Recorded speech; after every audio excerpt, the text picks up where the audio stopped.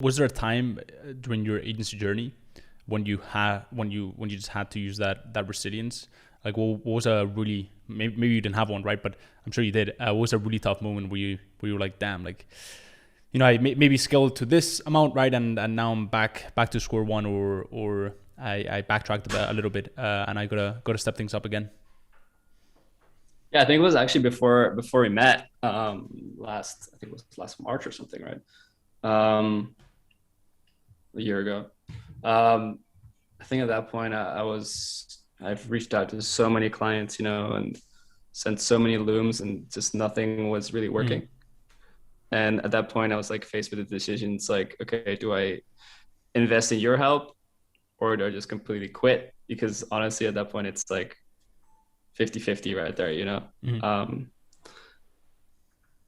and yeah, I just decided to work with you, and you gave me that kind of like new energy, that new perspective of, okay, like, you can do this.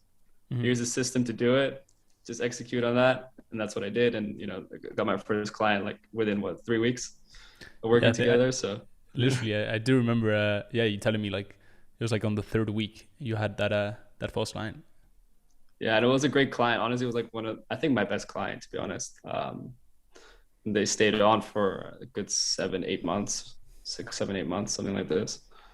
Damn. Um, Scaled their business like crazy. So like, yeah, that changed my whole perspective as well. Like, okay, it is possible. Hmm. And at the time I was also building my team, and just gaining that confidence overall. And I felt like that made me a bit more resilient as well. Hmm. You've gone through a lot of phases, and that's one of the things I love about your journey. Like, it's literally like spot on.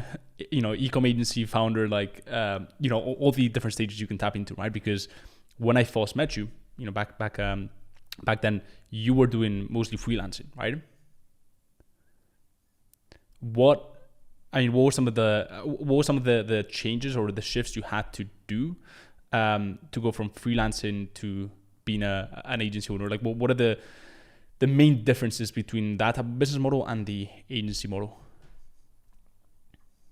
Yeah, freelancing, you're working very much inside the business, and as a business owner, I mean, that's the difference. You're a business owner, right? You're not Mm-hmm. actually doing the actual media buying or whatever technical thing it is that you're doing. You're looking at things from a more strategic perspective. So you're Mm-hmm. working on the business and not in the business. And the hardest thing is to let that go. Like, you think you know how to run Facebook ads, and yeah, sure, you have some experience in that, but when you hire a media buyer, you also have to let them do their thing, and respect Yeah. that.